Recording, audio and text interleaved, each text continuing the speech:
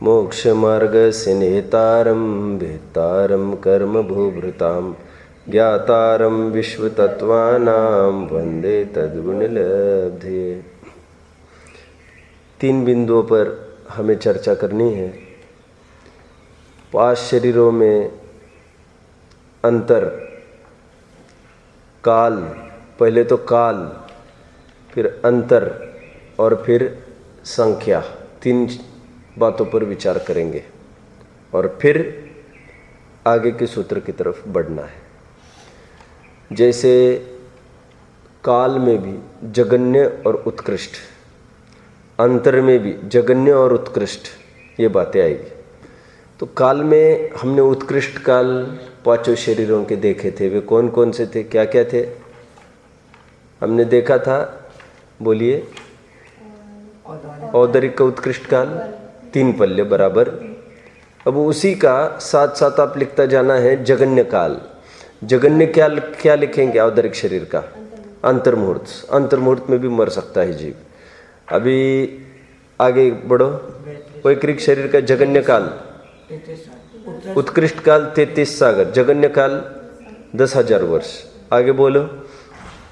आहारक शरीर का जगन्य काल भी अंतर्मुहूर्त, उत्कृष्ट काल भी अंतर्मुहूर्त। आगे बोलो। कार्मन और तेजस, कार्मन का 70 कोड़ा सागर, तेजस का 66 सागर बोला था क्या?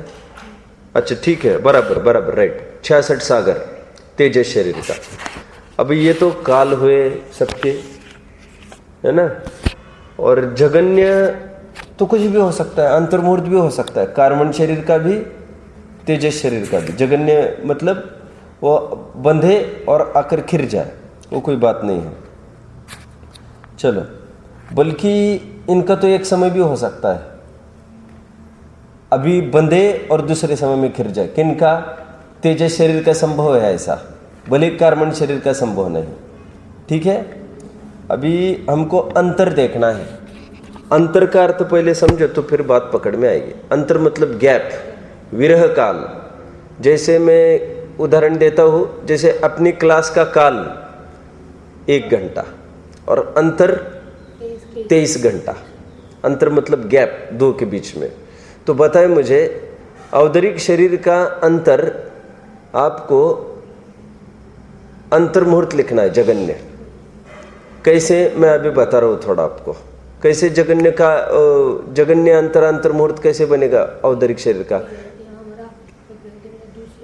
ऐसा इसका खुलासा किया है, वर्णी जी के प्रवचन पढ़ रहा हूँ तो कहते जैसे विग्रह गति हुई, विग्रह गति में तो है नहीं कोई शरीर, पहले औदरिक शरीर था ऐसा मानो, वो मरा और जगन्य काल हमको देखना है ना, जगन्य अंतर देखना है।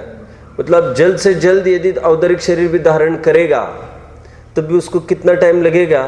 तो अंतर्मुहूर्त इसलिए बोल रही है क्योंकि विग्रह गति के तुरंत बाद औदरिक नहीं होता, औदरिक मिश्र चलता है।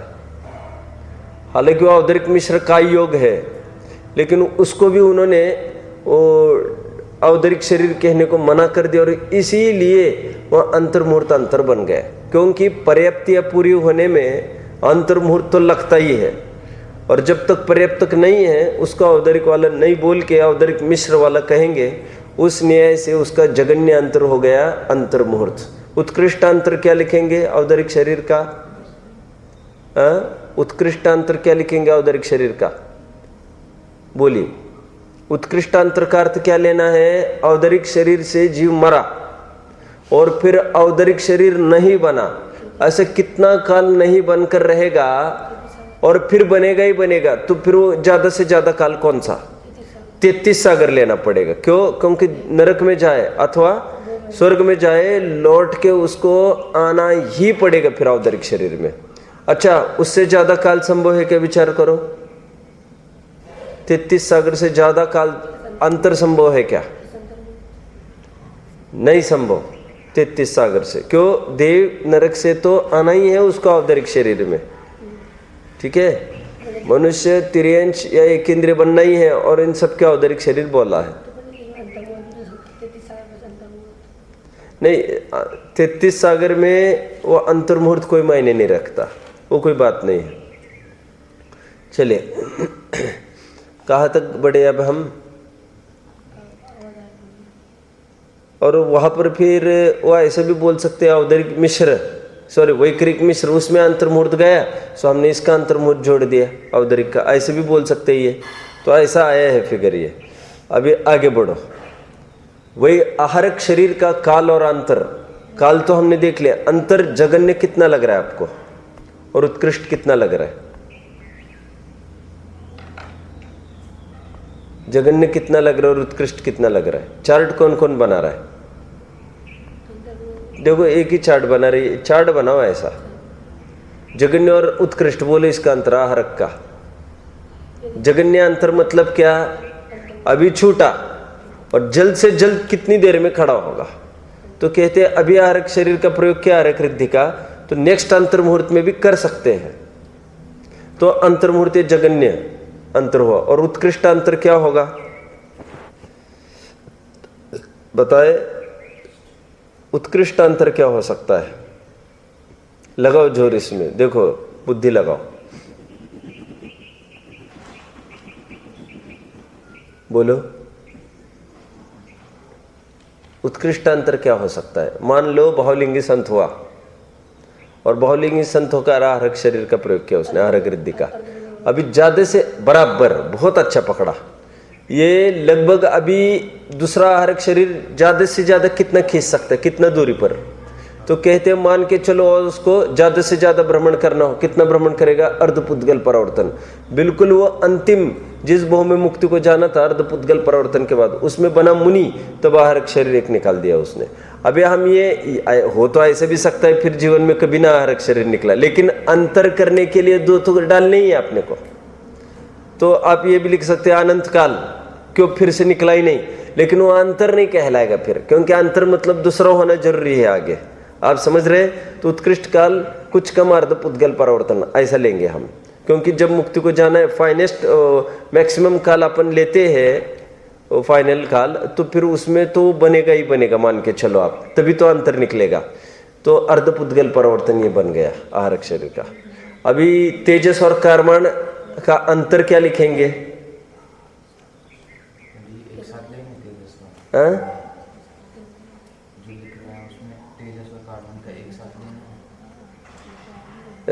हाँ एक साथ लिख लो।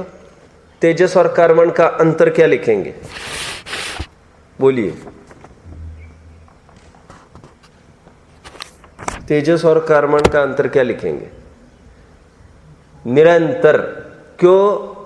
क्योंकि कोई ऐसा समझ जाता नहीं जिसमें शरीर नहीं आ रहा हो। निरंतर जरा अंतर ही नहीं पड़ता, इसलिए इसको निरंतर ऐसा लिख देंगे, अंतर नहीं है इसमें। कोई कठिनाई पड़ रही है? हाँ, अभी संख्या की चर्चा हमें करनी है।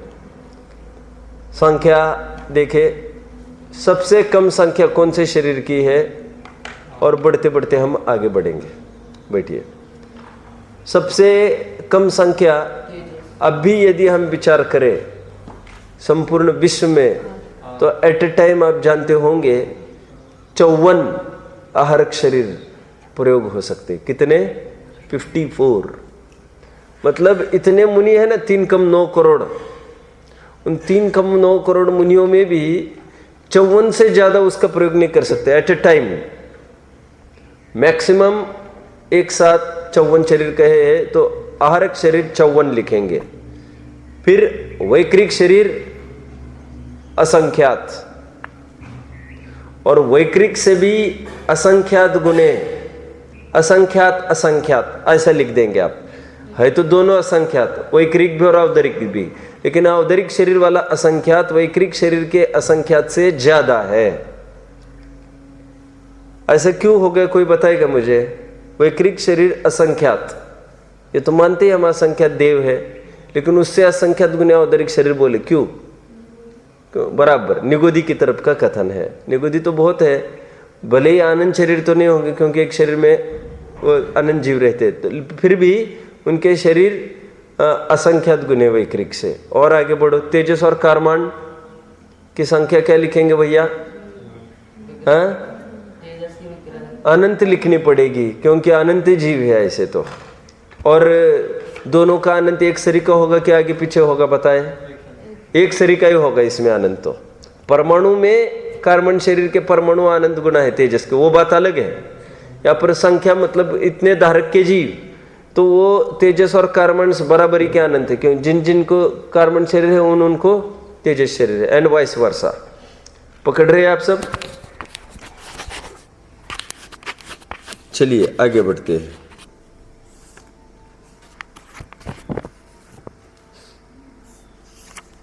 अब आगे का सूत्र बढ़ना है, उससे पहले एक दो बातें और थोड़ी मुझे लेनी है। देखिए, मैंने एक बार एक चर्चा की थी, आपको याद होगा। चलो पहले आहारक शरीर का ही आपको थोड़ी सी जानकारी दे दूं। ये आप जानते हो, ये जो आहारक शरीर है ये बंद होता है इसका 7वें गुणस्थान में, और उदय आता है 6वें गुणस्थान में। क्या आपको इसकी जानकारी है? पहले तो आप इतना समझ लो, 3 प्रकृतियां ऐसी है जो मात्र सम्यक दृष्टियों को ही बंधती है। तो कौन कौन सी प्रकृतियां है? आहारक द्विक और तीर्थंकर। आहारक द्विक मतलब आहारक शरीर, और आहारक द्विक का अर्थ क्या लेंगे?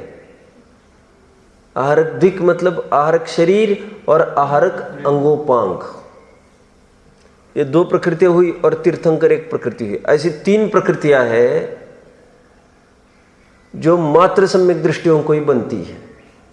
और सम्यक दृष्टि में भी तीर्थंकर प्रकृति तो बन सकते 4थे गुणस्थान से लेकर 8वें गुणस्थान तक बनती है। 4थे से लेकर 7वें में बनना चालू हो सकती है, और चालू कहीं भी हो 8वें तक बनती रहने का नियम है, 6वें भाग तक तीर्थंकर प्रकृति का। और आहारक शरीर का ऐसा नहीं है कि वो 7वें में ही बंधेगी, 8वें तक बंधती रहेगी, ऐसा है उसका। दोनों का समझ में आ रहा है? अब चार्ट बन सकता है, तीर्थंकर प्रकृति बंद उदय, तो 4थे से लेकर 7वें में बंधना चालू, एक चालू का कॉलम, और बंधना अंत हो सकता है 8वें के 6वें भाग तक। बंद हो नहीं सकता, होता ही है 8वें के 6वें तक। ये कंपलसरी एंड का, स्टार्ट का कंपलसरी नहीं। आहारक शरीर का यह 7वें में बंधना चालू होती है, और 8वें के 6वें भाग तक ये भी बनती है आहारक प्रकृति। आहारक शरीर और आहारक अंगोपांग दोनों को मिलके क्या कहेंगे? आहारक द्विक। औदरिक द्विक मतलब औदरिक शरीर और औदरिक अंगोपांग, ऐसे वैक्रिक में भी होता है। आहारक द्विक की चर्चा चल रही है। अभी उदय की बात क्या लेंगे?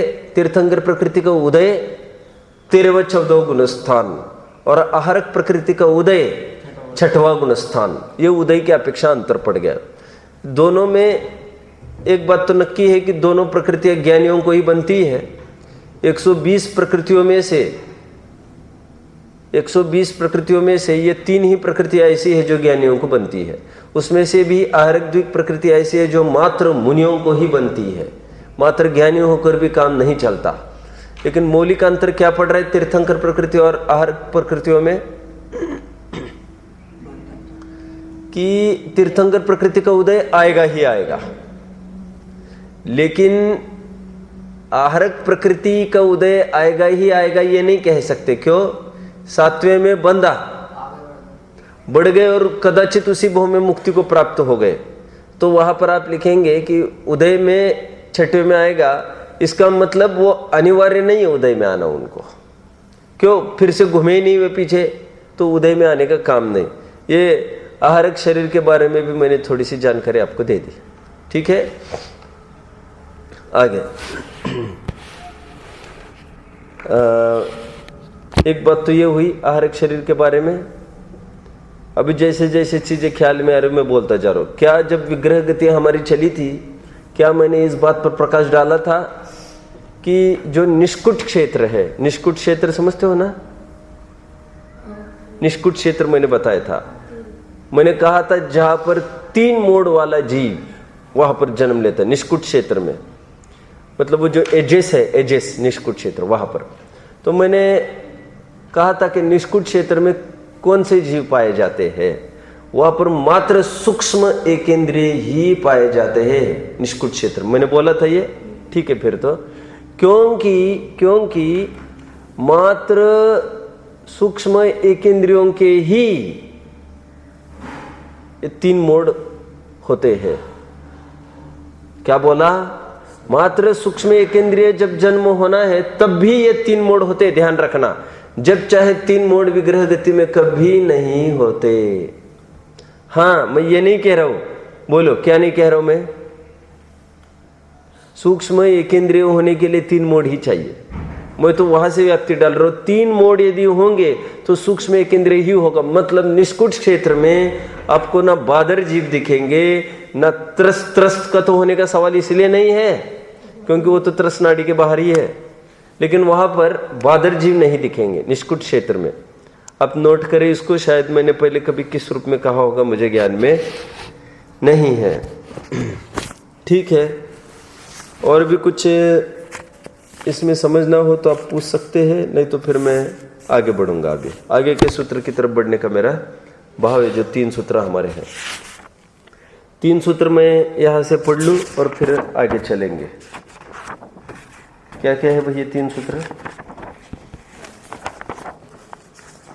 ये 3 सूत्र देखिए, नारक सम्मूर्छिनो नपुंसकानी। एक, मैं 3 सूत्र एक साथ पढ़ लूं, फिर तीनों का खुलासा आज और कल 2 घंटे चलना है। पहले तो तीनों सूत्र पढ़ लो। नारक सम्मूर्छिनो नपुंसकानी एक। दूसरा सूत्र लिखने की आवश्यकता इसमें तो नहीं है कुछ, मात्र इतना लिखो कि इन 3 सूत्रों का प्रकरण है। 50, 51, 52 ऐसे लिख सकते हैं। न देवाहा, और आगे है शेषास त्रिवेदा। त्रिवेदा ऐसा अर्थ नहीं लेना है यहाँ पर। देखिए सूत्र सब शेषास त्रिवेदा है ना, तो लोग ये समझते हैं शेष के स्त्रीवेद होता है। अरे भैया, यहाँ पर शेषाहा विसर्ग बनेगा स का। त्रिवेदा 3 वेद होते हैं। समझ रहे ना कैसे भ्रांति हो सकती है? तो यहाँ पर ऐसी भ्रांति नहीं करना। अभी देखिए, तीनों सूत्र का अर्थ प्रारंभ करने के पहले मैं थोड़ा आपको ये वेद के बारे में बता दूं। पहले एक बात समझिए सब, ये वेद में भी 2 प्रकार के वेद होते हैं, एक द्रव्य वेद और एक भाव वेद, जिसमें आप जानते होंगे ये प्रकरण किसका चल रहा है अभी, किसका चलेगा, और प्रायः प्रकरण 99% जिनागम में किस तरफ का चला है? भाव वेद का चला है। मैंने आपको 2 घंटे तब भी वही सेम प्रकरण लिया तो वही रिपीट होगा फिर से। कहाँ पर? जब हमने 5 भाव देखे थे, 5 भाव में जब अवदैहिक भाव देखे, 21 भाव के अंतर्गत एक पद आया था। बोलो कौन सा? लिंग। बहुत अच्छा, इसका माइंड बहुत ही शार्प है, लेकिन पेपर में क्या मालूम कुछ क्या गलती की है इसने।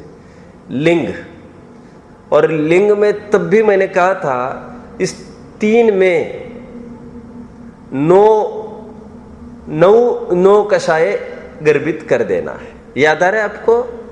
कषाय में हमने कितनी गर्भित किए थे? याद आ रहा है कुछ? कषाय में हमने कितने गर्भित किए थे? 21 अवदैहिक भाव देखे थे। तो गर्भित की भी चर्चा मैंने की थी। जब 148 कर्म है तो अवदैहिक भाव 21 ही क्यों?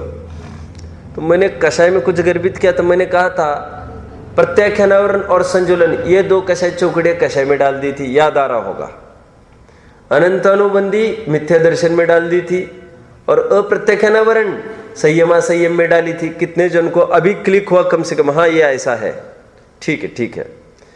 तो उसमें हमने 3 लिंग में ये 9 कषाय डाल दी थी। ओके, अभी देखिए, मुझे तो ये बताना, तब भी मैंने बताया था यहाँ पर वो 9 कषाय की चर्चा है। दिस वेद इज नॉट द्रव्य वेद। और तब भी मैंने कहा था 2 प्रकार के वेद होते, एक द्रव्य वेद, एक भाव वेद। द्रव्य वेद में कारणभूत कौन और भाव वेद में कारणभूत कौन? बताए। द्रव्य वेद में कारण कौन और भाव वेद में कारण कौन? बताए। बराबर। नाम कर्म के उदय से द्रव्य वेद मिलता है, और भाव वेद बोलो, और भाव वेद भाववेद होता है चारित्र मोहनीय कर्म के उदय से। चारित्र मोहनीय में भी नो कषाय, चारित्र मोह का उदय। समझ रहे आप? मोहनीय से ही होता है ना ये। आप लेश्य कैसे बोल गए भैया? चारित्र मोह कहना पड़ेगा आपको। और दोनों में एक बात है वेद में, क्या कि दोनों औदिक भाव है, ये तो पक्का, क्योंकि कर्म के उदय से तो मिलते ही है। नवक्षमिक है, नक्षायिक भाव है, क्षाक्षमिक भाव भी है तो औदिक भाव। लेकिन एक है चारित्र मोह के निमित्त से और एक है नाम कर्म। तो नाम कर्म मतलब शरीर की संरचना, और कषाय मतलब वो अंदर का परिणाम। ठीक है। अब परिणाम अंदर का स्त्रीवेद की क्या परिभाषा करेंगे? पुरुष के साथ रमण करने की इच्छा। पुरुष वेद की परिभाषा स्त्री के साथ रमण करने की इच्छा। और नपुंसक वेद की परिभाषा दोनों के साथ युगपत रमण करने की इच्छा। इसके उदाहरण भी पिछले साल मैंने लिखाए थे। क्या आप बोल सकेंगे क्या क्या उदाहरण है? इसकी परिभाषा आपको ज्ञान में होगी तो लिखने की आवश्यकता नहीं है। बोलिए। इसके उदाहरण दिए थे पिछले साल, अभी ये लिखने लायक है। मैंने लिखाया था जैसे घास फटाक से आग पकड़ लेता है और फटाक से बुझ भी जाती है आग, उसी प्रकार पुरुष वेद तीव्र उत्तेजना आती है स्त्री के सेवन की, फटाफट बुझ जाती है। इसलिए बलात्कार आदि के जितने भी केसेस होते, मैंने कहा था वो क्षणार्ध का आकर्षण हो सकता है। किसको? पुरुष को। और एकदम उत्तेजना होती है उनको, और एकदम जैसे ही वीर्य स्खलन होगा, जो भी होगा, फिर एकदम उनकी भावनाएं एकदम जीरो हो जाती है। ठीक है।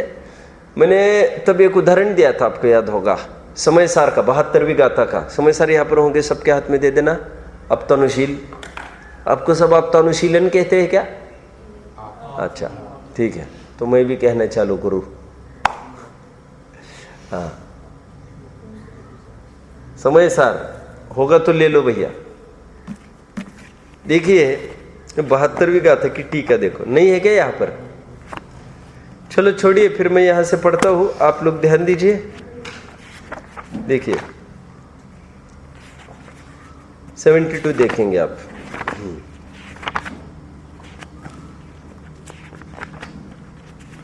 72 देखो, इसमें ऐसे लिखते हैं, अशरण का बोल चलेगा, अशरण का।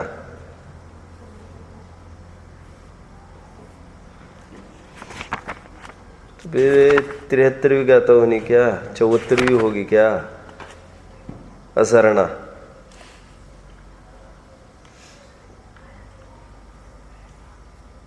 देखिए मैं पढ़ता हूं, मुझे आपसे उत्तर चाहिए, क्या बोलना चाहते हैं यहां पर।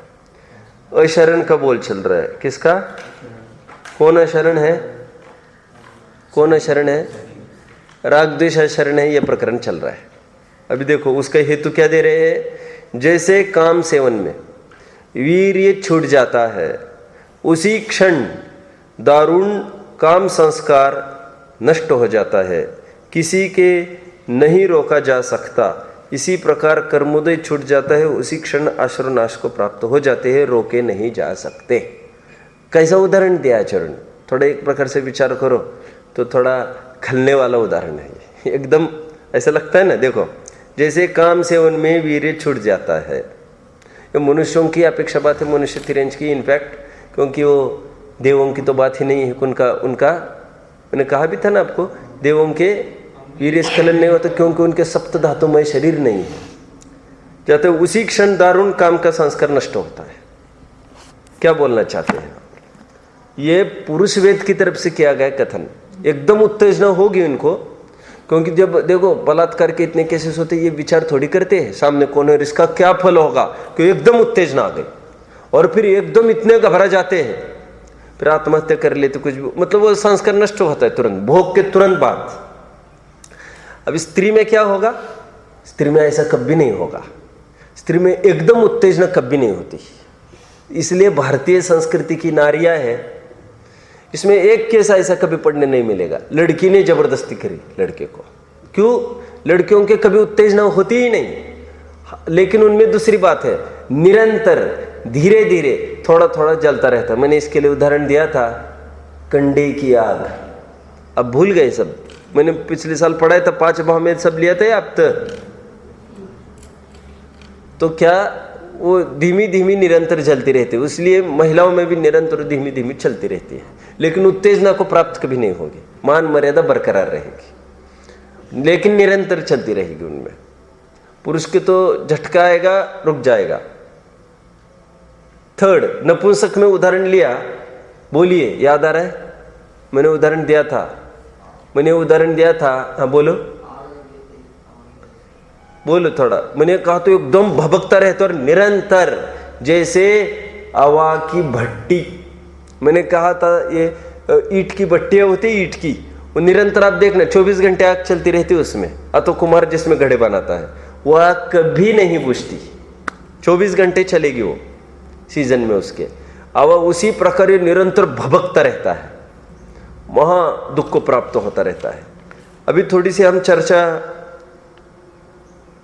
वेद वैषम्य की करेंगे, जैसे पिछले साल की थी, फिर आगे बढ़ेंगे। क्या है ये वेद वैषम्य? आइए, वेद वैषम्य मतलब वेद की विषमता। पहले मैं श्वेतंबर मत का प्रकरण ले लूं, फिर वेद विषमता की तरफ बढ़ेंगे कि श्वेतंबर में और हमने झगड़ा किस बात का हुआ है।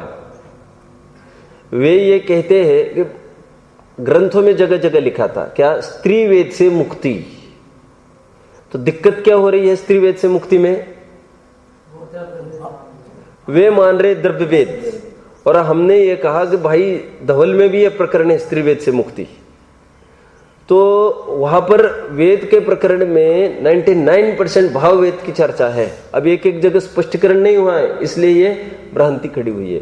एक दिन स्वयं हम पढ़ते समय, मैं नया आया था, 1 साल पहले की बात है ये, लास्ट ईयर ही, हम सरवार सिद्धि सब मिलकर पढ़ते थे। वहां पर आया कि स्त्रियों को मनुष्यनियों के क्षायिक सम्यक्त होता है। बस मैं भी चुप रह गया, स्त्रियों के क्षायिक सम्यक्त, तो मैंने कहा पहली बार दिख रही है स्त्रियों के। बाद में उन्होंने, फूलचंद जी ने देखा, हमने उसमें उन्होंने भूमिका में, प्रस्तावना में लिख रखा है, आगे सरवर सिद्धि में ऐसे ऐसे प्रकरण आएंगे, उसको कैसे समझना। वहां पर लिखा स्त्रियों को क्षायिक सम्यक्त तो आएगा, वहां पर विरोध नहीं समझना, क्योंकि वहां पर स्त्री मतलब भाव स्त्री की बात है। वो द्रव्य से तो पुरुष ही होगा क्षायिक सम्यक्त के लिए, द्रव्य से ना स्त्री ना नपुंसक क्षायिक सम्यक्त प्राप्त कर सकते, ओनली द्रव्य पुरुष।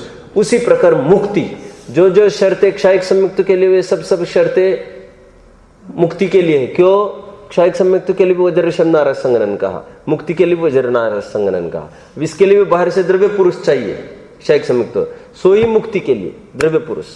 समझ में आ रहा है? इतनी सी नहीं समझ पा रहे। और मैंने और एक बात बताई दी आपको, एक श्वेतंबर साध्वी ने बहुत बड़ा ग्रंथ लिखा कर्णान योग का, दीदी के पास वे उसको समीक्षा, उसको चेक कराने आए थे। तो दीदी ने पूरा उसको देखा, तो दीदी ने उनके ग्रंथ में से ही दिखाया, बोले देखो आपके ग्रंथ में लिखा है कि वज्रशब नारच संगनन से ही मुक्ति होती है, एक, और चतुर्थ काल में कर्म भूमि में दुखमा सुखमा काल में महिलाओं के वज्रशब नारच संगनन होता नहीं, 2। इससे बात फलित हो रही कि महिलाओं को मुक्ति नहीं होती। उनका दुराग्रह देखिए, वो बोले हाँ ये 2 बातें तो हम लिखेंगे ही, लेकिन साथ में ये भी लिख देंगे हाँ लेकिन जो भी हो महिलाओं को तो मुक्ति होती है। उनका दुराग्रह देखा आपने, मतलब स्पष्ट उन दोनों बातों का खुलासा उनके ग्रंथों में है, लेकिन बस उसको वे अछेरा के रूप में, दो काल दोष के रूप में डाल देते हैं। ये तो अच्छा ही है, भले ही काल दोष के रूप में डाल रहे, वस्तु के स्वरूप नहीं बोल रहे वे। चलो आगे। और फिर मल्लीनाथ की एक हाथ प्रतिमा भी स्थापित थोड़ी करते हैं ये लोग। उनको बोला मल्लीनाथ की करो ना फिर एक हाथ स्थापित, और करते भी है तो जाने मालूम, ये पुरुष वेद की करते हैं बाहर का।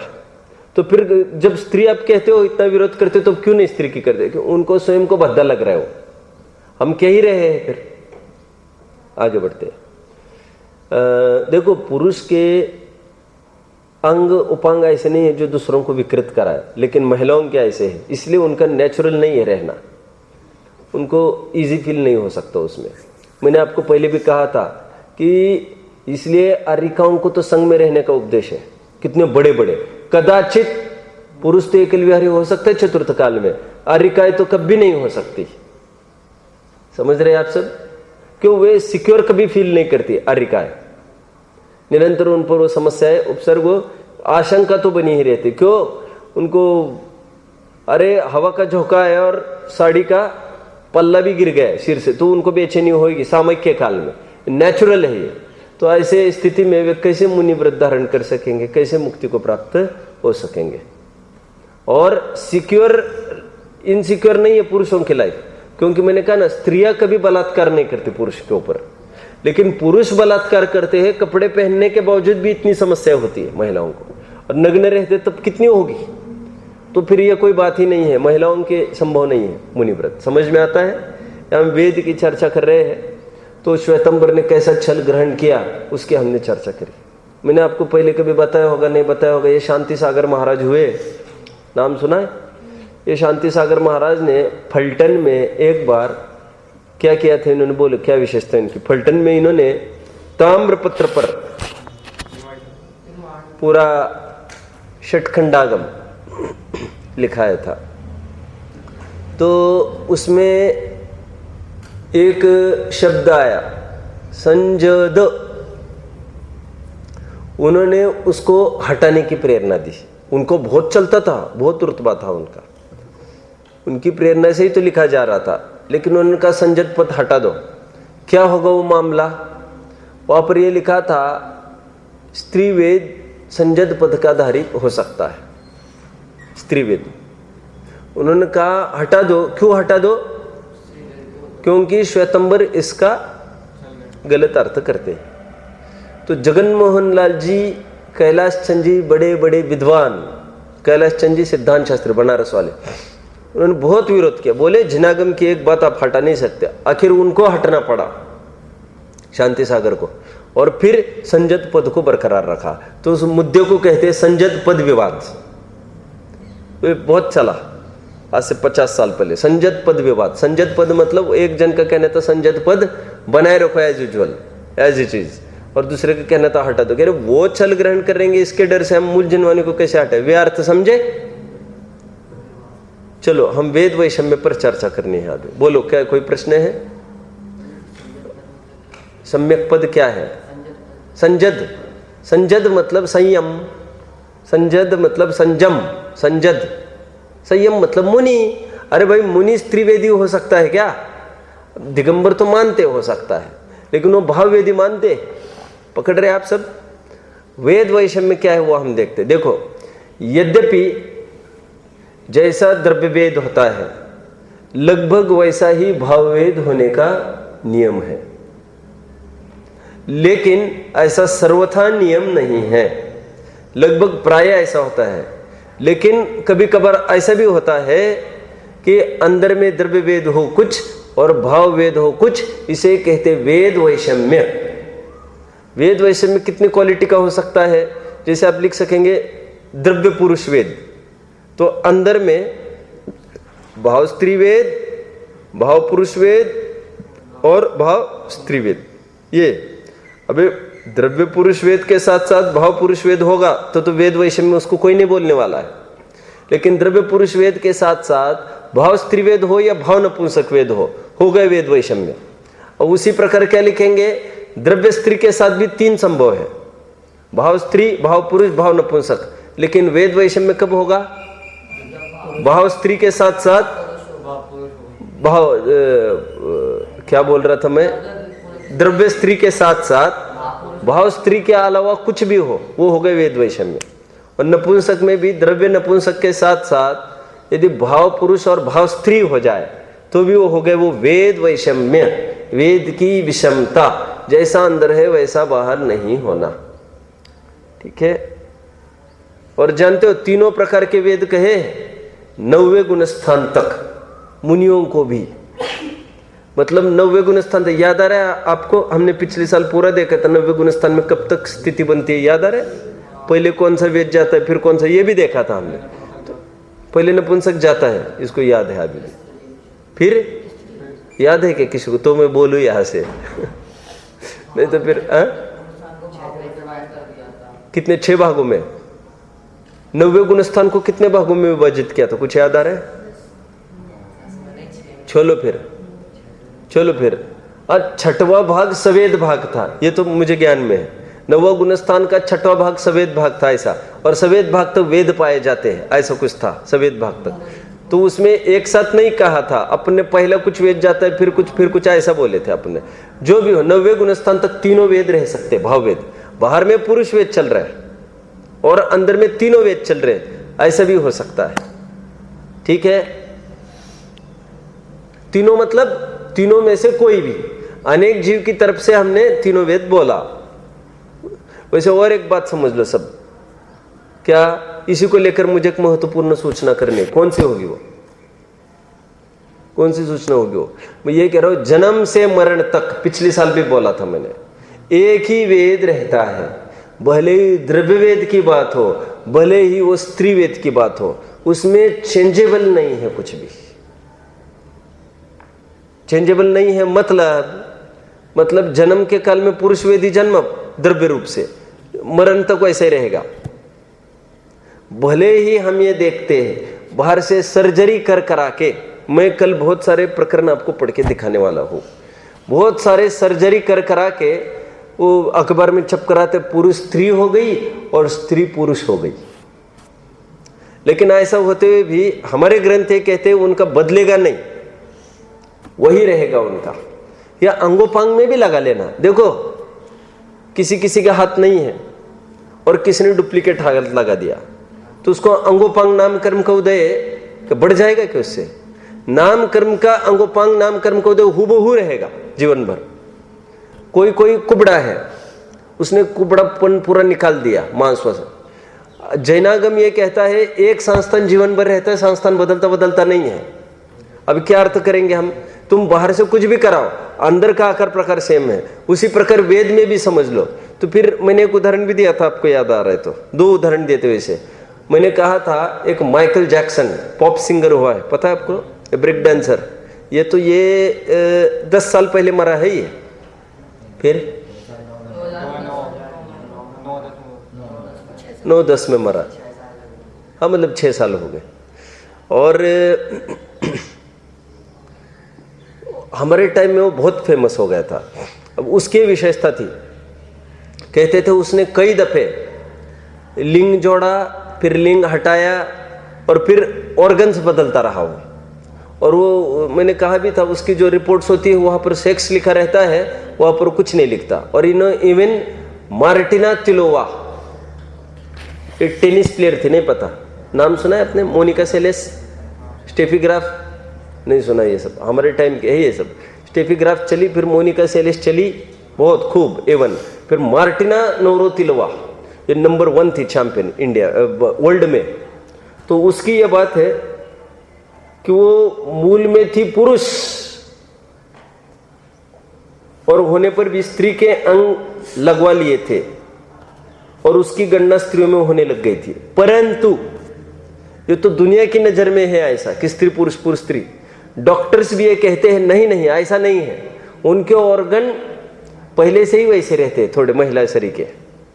क्या, जैसे मार्टिना नवरोतिलोवा, तो उसका नाम होगा, पहले पुरुष जब था तब नाम होगा उसका मार्टिन। मैं कल खूब घटनाएं पढ़ के दिखाऊंगा, अखबार के नाम ले लेकर। मेरे पास 5-6 न्यूज़ है, वो अखबार बताऊंगा कौन सा कब कौन से तारीख की न्यूज़ है, बहुत सारा क्या क्या विज्ञान मान रहा है।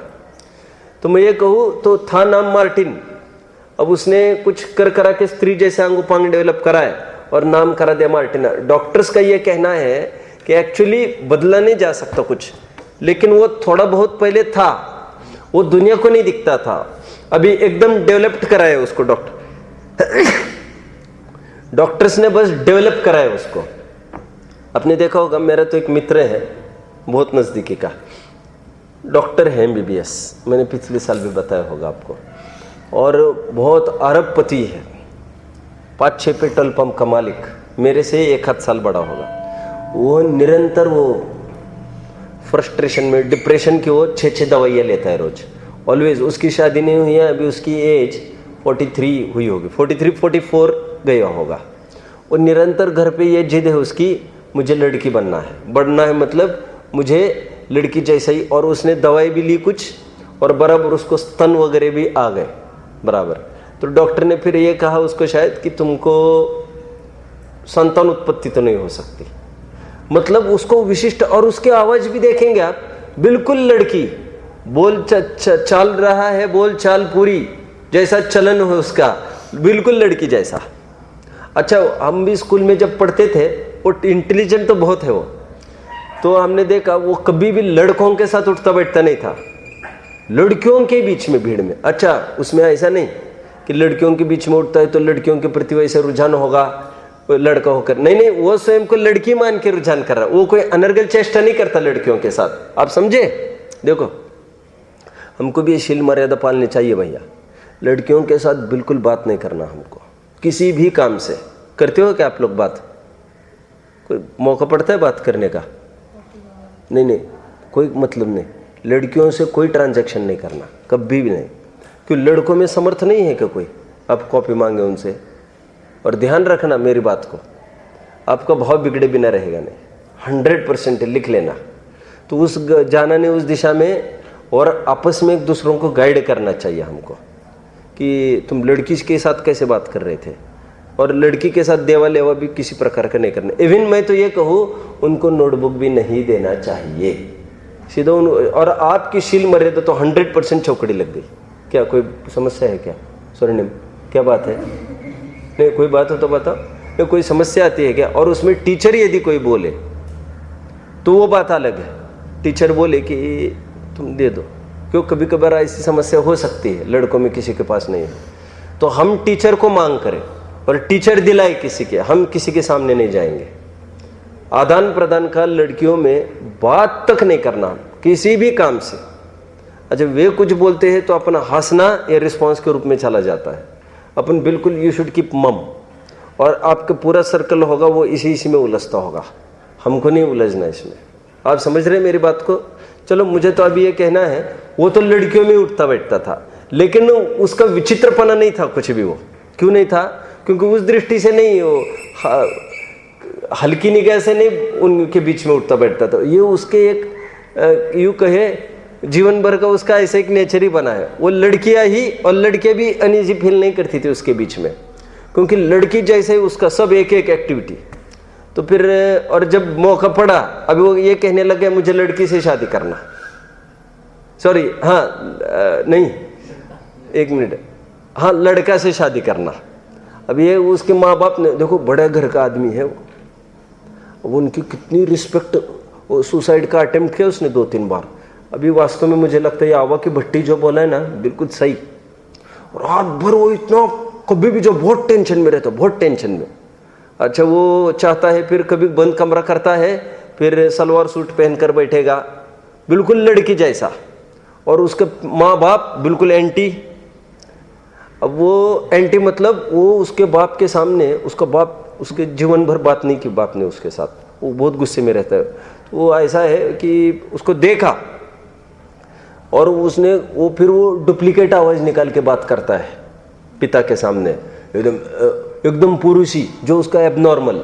क्यों? उसके सामने यदि लेडीज की आवाज निकली पिता के सामने, धुनाई करते, कह रहा अच्छे से बोला, वो ये नहीं समझ पाता है। मैं ये कह रहा हूँ, वो ऐसे ही भाव चल रहा है उसका।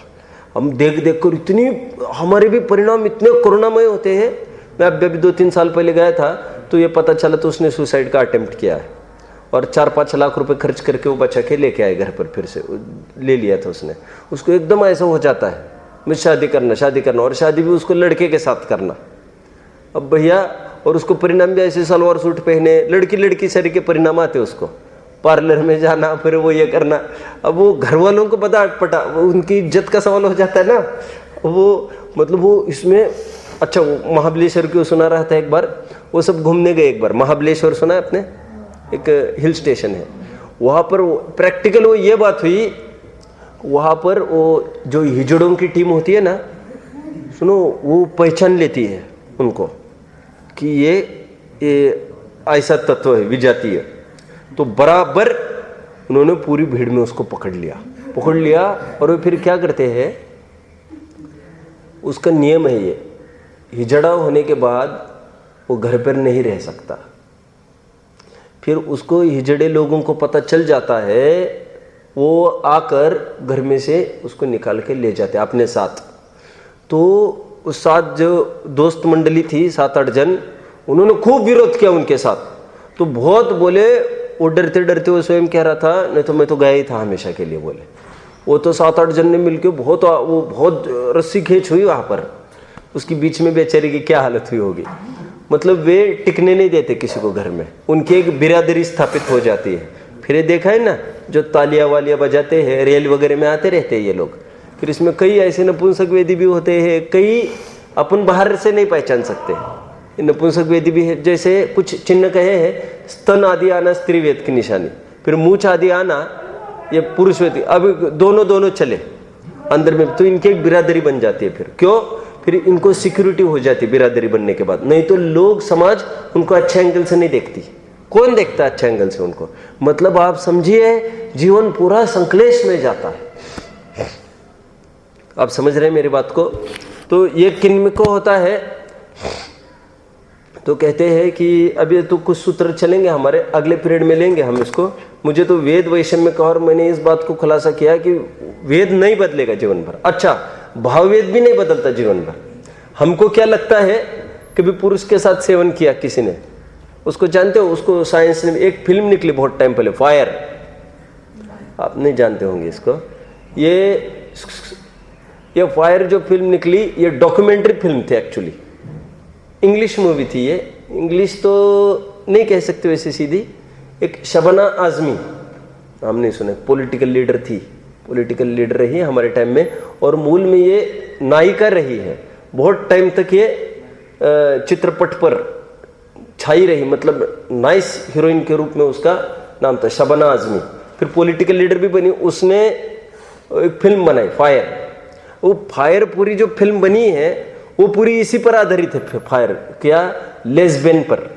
लेस्बियन मतलब नहीं समझते लेस्बियन भी आप, कि a girl wants a girl, इस पर पूरी फिल्म बनाई है उन्होंने। जैसे होमोसेक्स होता है लड़कों में, ऐसी विकृतियां पाई जाती है बहुत जनों में, वैसे ही वो लड़कियों में पाई जाती है। तो मुझे अभी तो इतना कहना है कि वेद वैषम्य में एक भाव में वो भी वेद नहीं बदलेगा। कौन सा?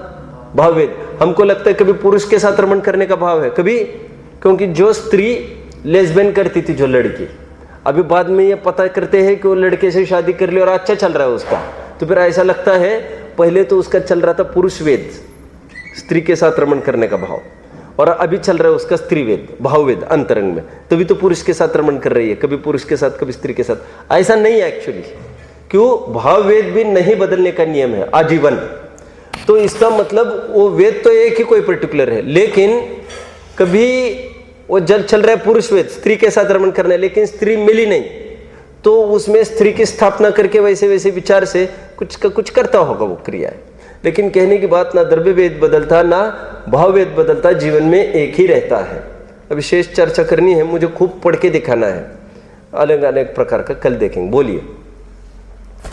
अगर किसी बच्चे का बचपन में अगर स्त्री वेद हो, बाहर से पुरुष वेद हो, तो उसकी हरकतें कैसे हैं? बाहर से पुरुष वेद, अंदर से स्त्री वेद। हाँ बैठिए। अंदर से स्त्री वेद हो तो उसकी लड़की जैसे आवाज होगी, लड़की जैसा चलना होगा, मुझे नहीं खाना, ऐसा ऐसा जैसे लड़कियां करती है ना कुछ कुछ बात बात में, वैसा मतलब एक एक पर्टिकुलर एक्टिविटी उसकी बिल्कुल लड़की जैसे की होगी। बोल चाल उसे पकड़ पाते, तुरंत पकड़ लेते हैं अपन। आप लोगों के देखने में नहीं है ऐसे कोई है? अरे कुछ मत बोलो भाई, एकदम वो देखने, और फिर वो लड़कों के बीच में उठ बैठ नहीं सकता वो, समझ रहे? अभी एक कन्यादान में भी ऐसा कुछ भी मत बोला करो भैया, सुनो।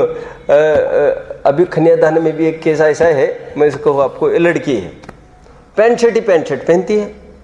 अभी उसको कितना भी समझाए, पैंट शर्ट नहीं पहनना दिक्कत होगी, उसकी हेयर स्टाइल पैंट शर्ट बिल्कुल लड़के सरी का, और उसको माँ बाप ने कितना ही, डरती भी बहुत है, लेकिन बस उसको पैंट शर्ट ही पहनना, वो फ्रॉक नहीं पहन सकती, सलवार सूट नहीं पहन सकती, और बिल्कुल पुरुष जैसे तत्व है उसमें, तो तुरंत पकड़ सकते हैं हम कि ये, बोलिए, ये पुरुष वेद चल रहा है इसका, समझ में आ रहा है? और कभी कभी उल्टा होता है, लड़का होकर लड़की सरी का भाव होता है, तो फिर वैसा उसका वेद चलता रहता है।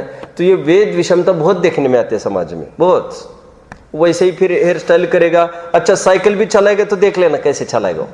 लड़की की चलाते अलग प्रकार, लड़का चलाएगा खड़ा रहेगा और वो दम से, वैसे दम से उसमें भी दिखेगा। कल और चर्चा करूंगा, देख लेंगे। ओम नमः।